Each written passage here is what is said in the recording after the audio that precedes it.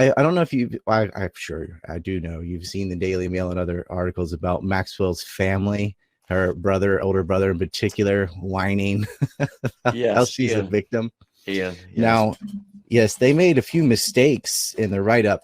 He went on Good Morning America, which is just abysmal talk show level news, and just sat up there and lied. And a couple things I wanted to point out was that I think are crucial is one, they lied about the timeline of when Maxwell and Epstein met. And we know that because you interviewed Ari Ben Menashe, who had met both of them and introduced them to Douglas Leese and tried to get him the arms trade. They weren't very good at it. But all that happened in the 80s because he was in jail in 89. So, you know what happened before that. And they've got the timeline placing her and his relationship way after that. So they lied about the timeline. The other thing that was quite revealing is they're playing this, oh, she was just a victim and she got married and moved on, and you know, Epstein was the monster, and you can kind of tell what her defense is going to be in July. These morons have revealed what they're going to do. And it's that, well, it was all Epstein, and because he died or murdered, you're taking it all out on Ghislaine. And so they're making her stay in jail extra rough, and they're trying to pin it all on her because they don't have Epstein anymore. Yeah, well, if you're in a criminal conspiracy, you know, if you've been partners in crime with someone, when you all get arrested, obviously you don't want to point the finger at the other person. But if that person dies, then it's the easiest legal strategy in the world is to blame the deceased. Right. Well, it just flies in the face of every single testimony from every single victim that's testified or written or said anything before Epstein was arrested the second time and before he was dead.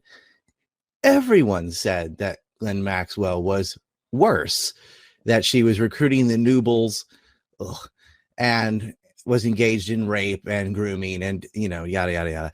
So to blame this on Epstein and say, oh, well, they're dumping it on her because they don't have him anymore, it just goes against, it's contrary to all of the evidence. It's not like they all switched after he died. Way before that, they said, yeah, it's both of them and she's worse. Not one person said Epstein was worse than Maxwell. Like, actually, she's scarier than he is.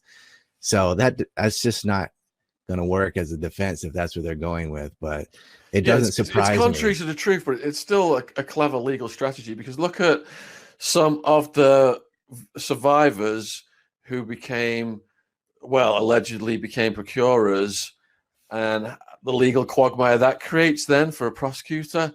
So she's obviously trying to put herself in that category. Well, they always blame the victims too. It's, oh, they're just targeting me.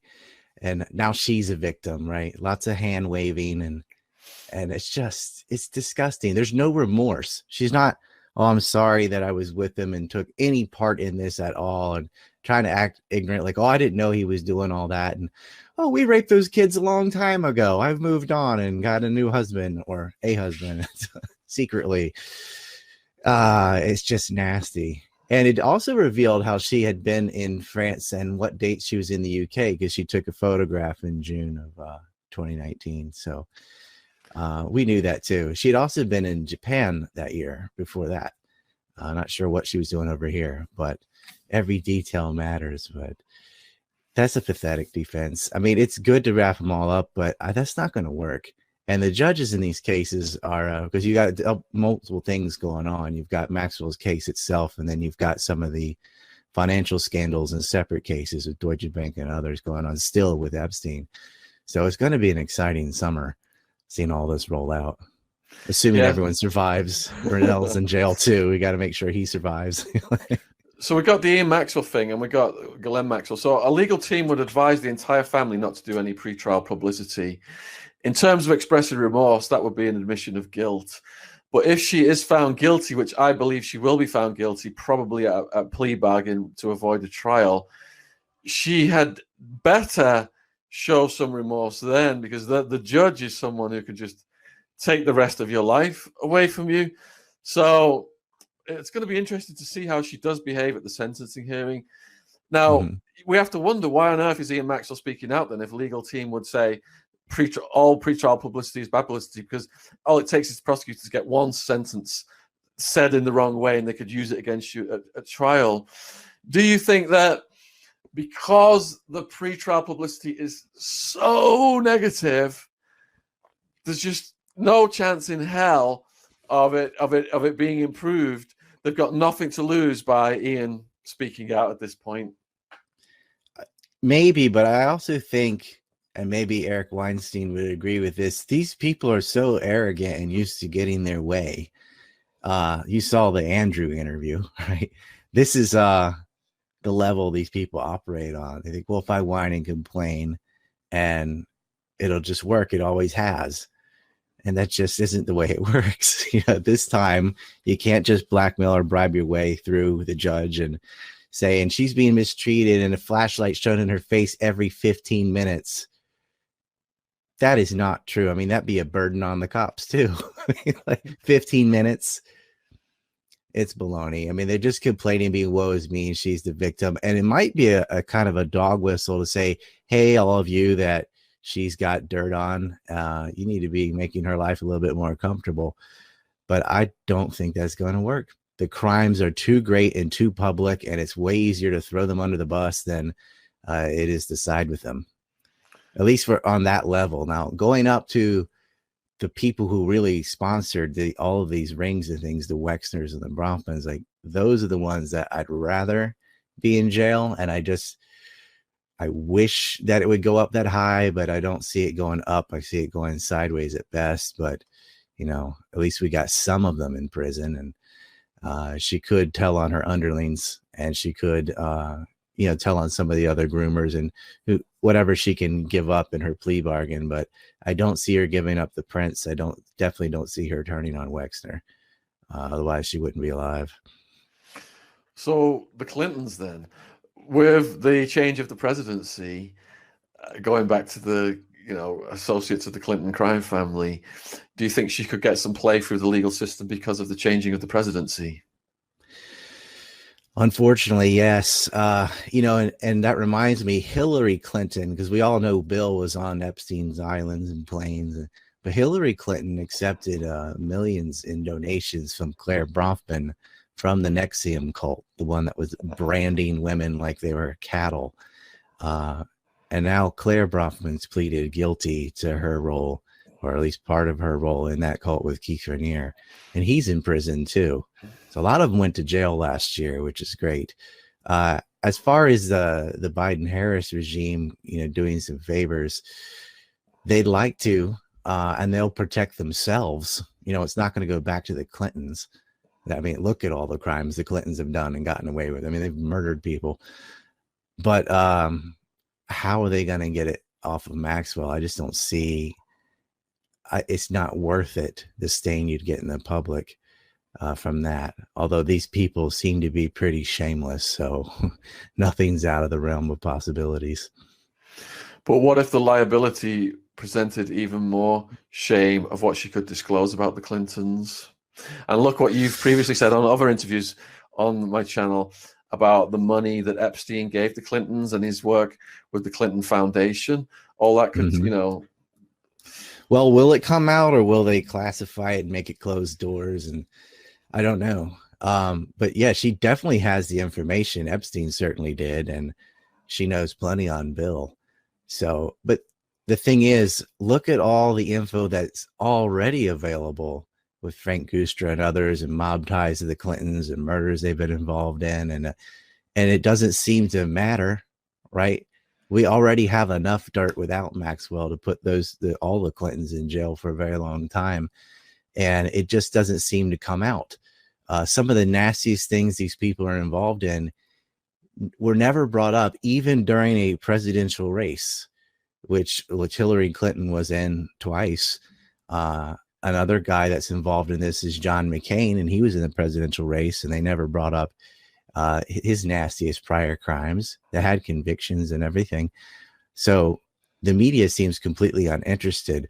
What's going to push this is people like you and alt media saying you cannot ignore this. And this story, the public wants it.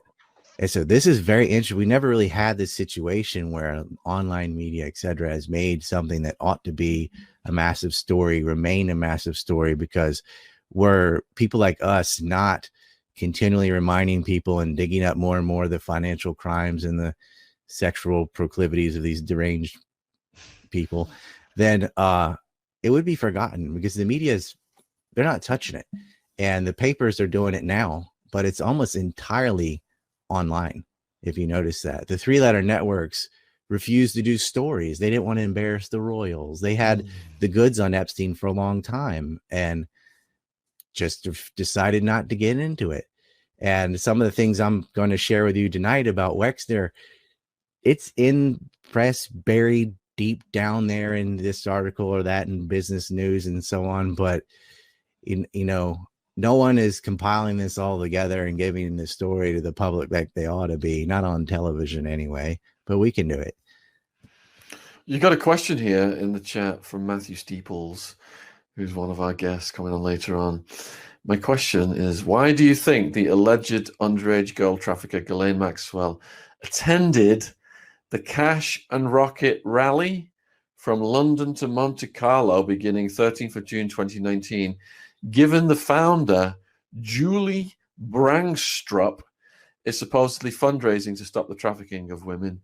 How was she approved to attend this event, especially given alleged victim Maria Farmer's deposition was submitted on the 16th of April 2019? Well, sadly, a lot of the people that are supposed to be policing these things are doing the opposite. I mean, you saw Jeffrey Epstein donating to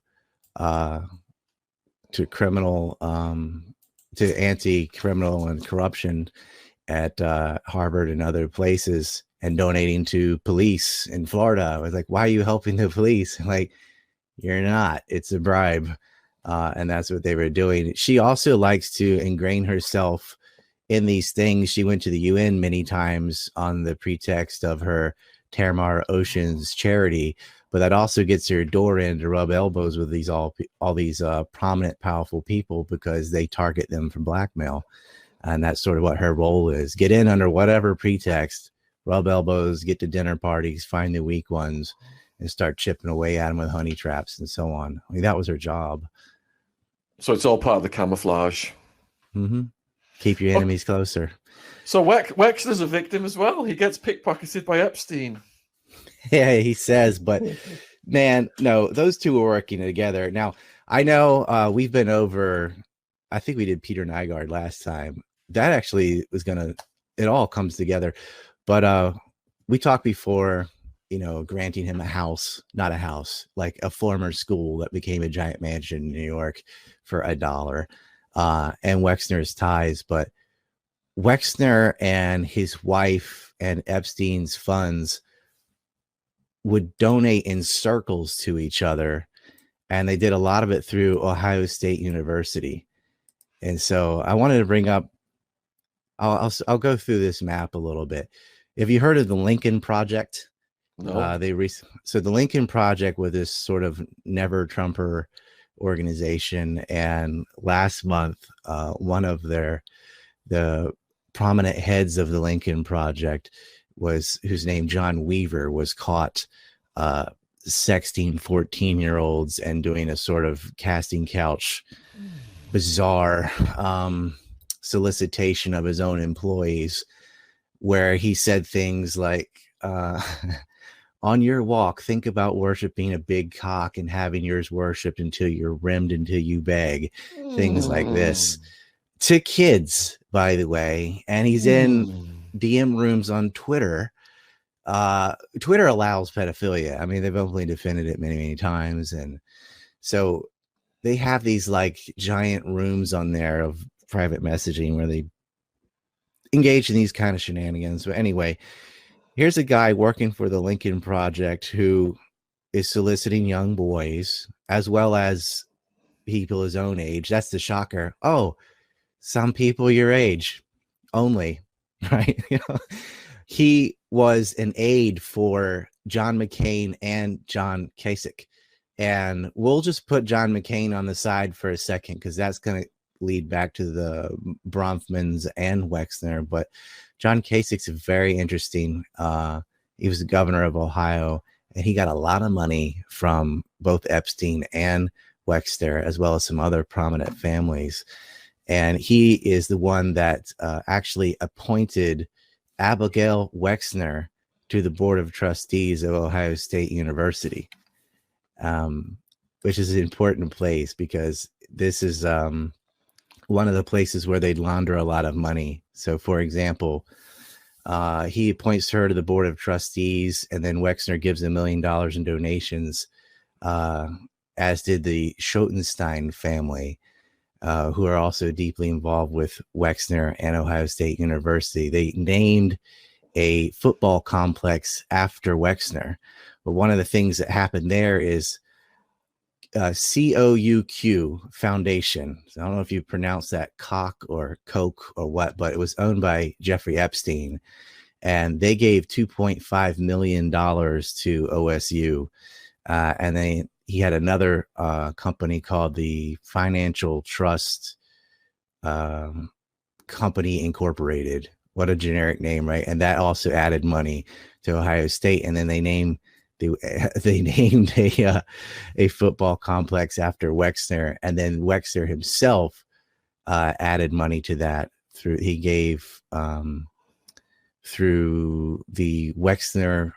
Abigail Wexner's Family Charity Fund.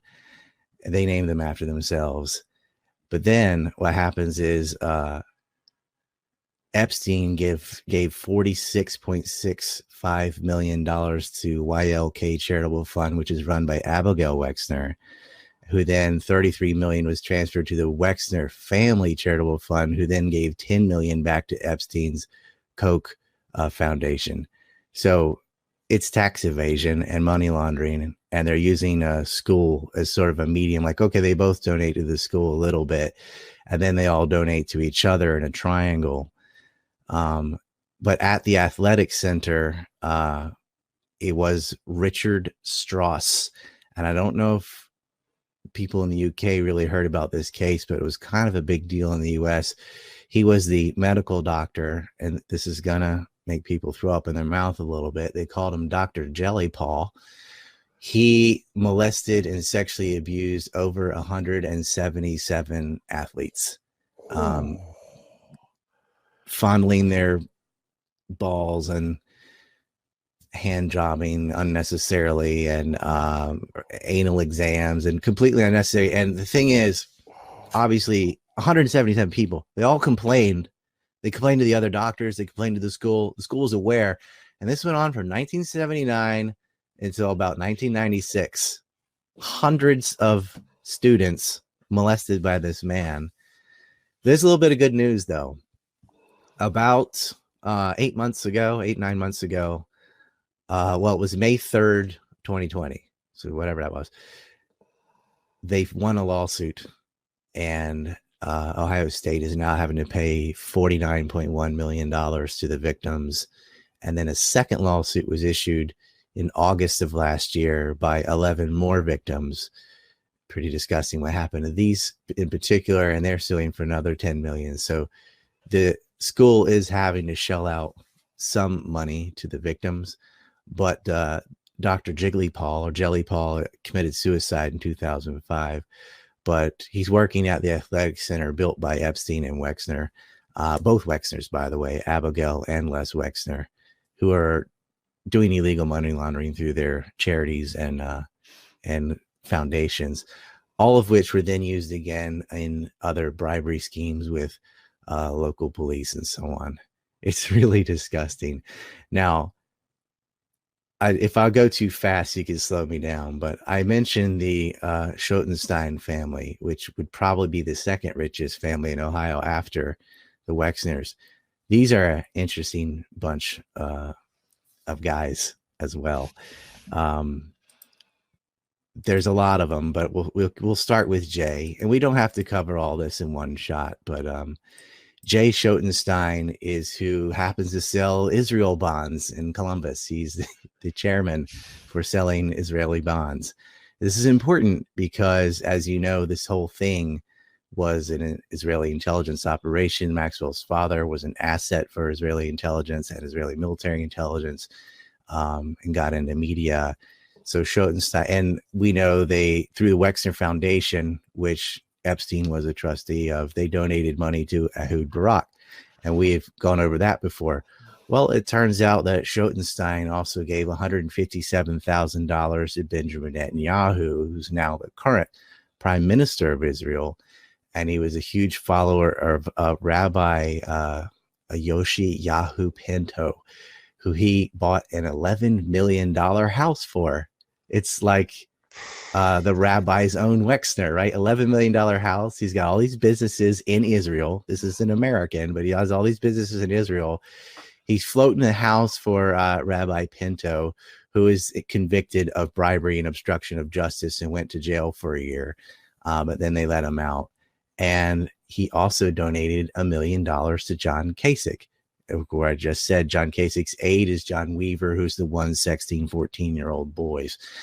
His son, Jonathan Schoenstein, is a hooker-loving drug addict gambler who borrows money from the mafia. And you can actually type that into Google, Schoenstein, hooker-loving drug addict gambler who borrows money from the mafia, and get stories of that exact title. And that story is as bad as it sounds. And so but it goes deeper. Rabbi Pinto's translator, his name is Ben Zion Suki, who made one, he had an illegal hotel in New York, which was essentially a brothel, using Airbnb as a front to, move Johns in and out with other hookers. And he got caught. I'm sorry, this isn't funny, but almost $1 million worth of illegal bootleg porn. From, this is back when it was on DVDs and stuff, and he was pirating pornography of the like the 2 girls 1 cup variety level of nasty, all over New York City. And so this is the translator for a rabbi. So, because the rabbi doesn't even speak English, so he owns the Ben Zion Suki co-owns property with the rabbi's wife. That's the two of them both ran the hotel where all these whores are going in and out of. So the white collar crime and pedophilia always seems to pair up with this crowd over and over again. Then you've got Robert H. Schoenstein, who's on the board of L Brands, owned by Wexner. And he is the Ohio State University Foundation board. He's on that. He's also was a trustee for Ohio State from 2005 to 2014. And guess who replaced him? Abigail Wexner. You can't make this stuff up. And then so he moved. He was on the OSU board for 2 years, and then he's also on the United Jewish Appeal Young Leadership. Now, United Jewish Appeal has changed its name. He's also on the Wexner Center Foundation board with Epstein. Okay, or was. Epstein's not on there anymore. United Jewish Appeal, United Israel Appeal, of course, the chairman for that is called the Jewish Foundation or something now, but is Edgar Bronfman, which is whose daughter was involved in the Nexium cult, and who's the one that through Joseph B. Tomei was doing the shenanigans with Joe's Trading Minerals with Jeffrey Epstein and Bear Stearns. And we went over that already, but I'm just reminding people, it ties into a big circle. Now, his father, Samuel Bronfman, is who he's the co-founder of United Liquor, which was Kemper Marley and James Hensley, who's the father-in-law of John McCain, whose aide was John Weaver of the Lincoln Project. And John McCain was also tied into another scandal, also named after Abe Lincoln, called the Lincoln Savings and Loans Affair. You probably could speak to this too, because I know you're into the finance, and we're a tradester.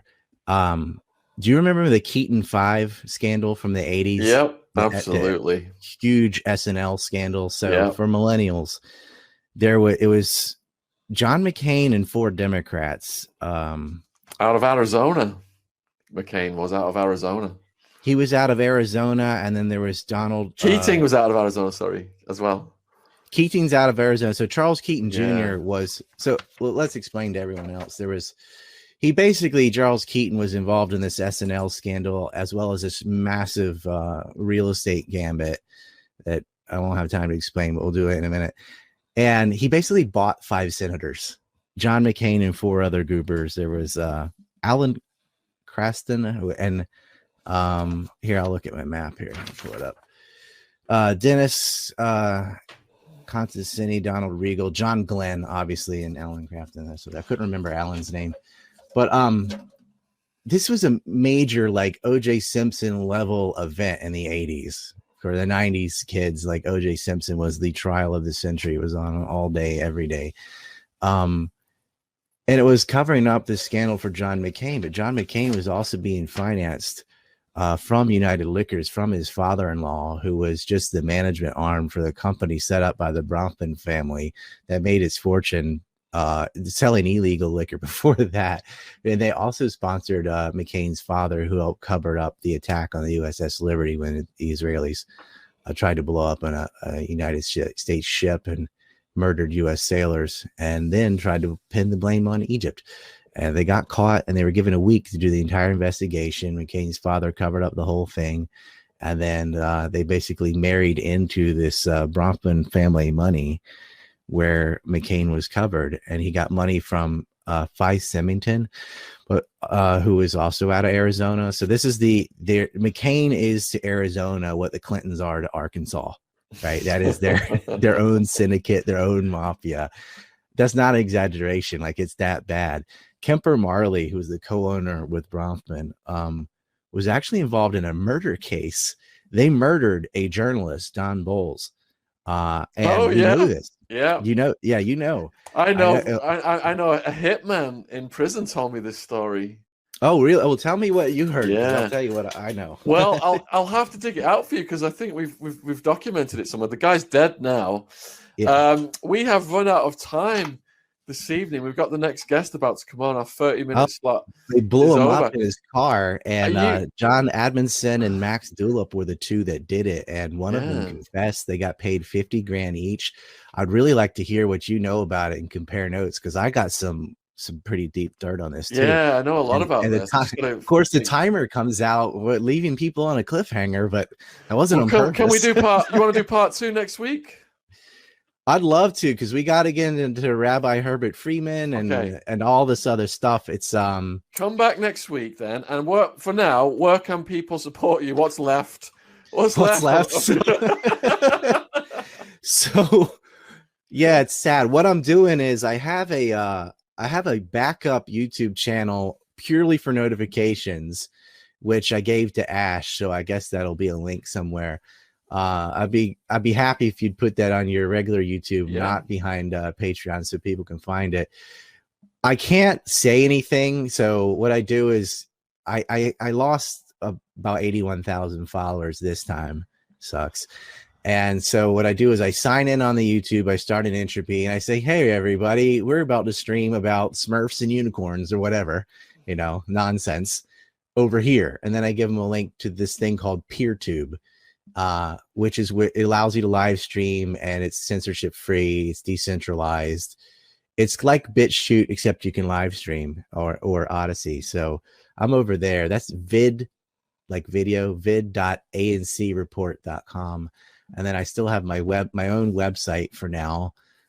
They have attacked that before too. And that's just ancreport.com. ANC stands for anti-neocon. So, and we've got the Epstein maps.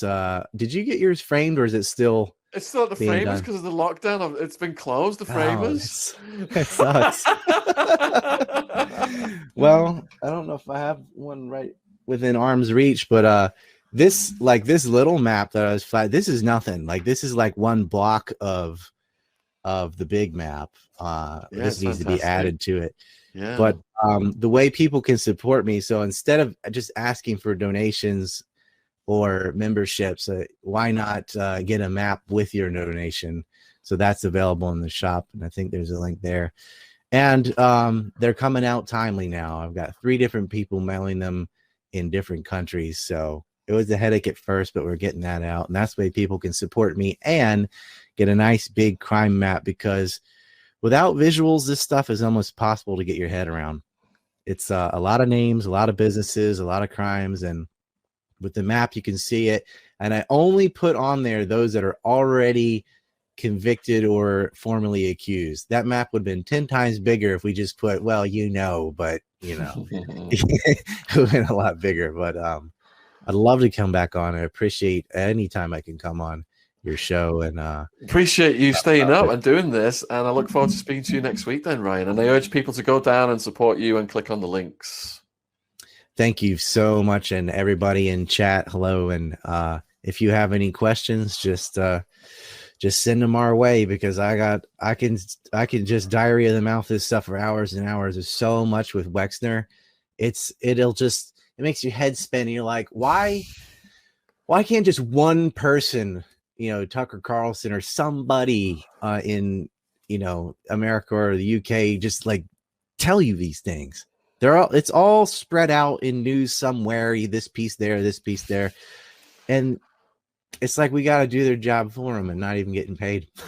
Right, I'm gonna have to move on to the next guest. Cheers, Ryan. Take care, Peace. my friend. Thank you very much. Thank you again. Cheers.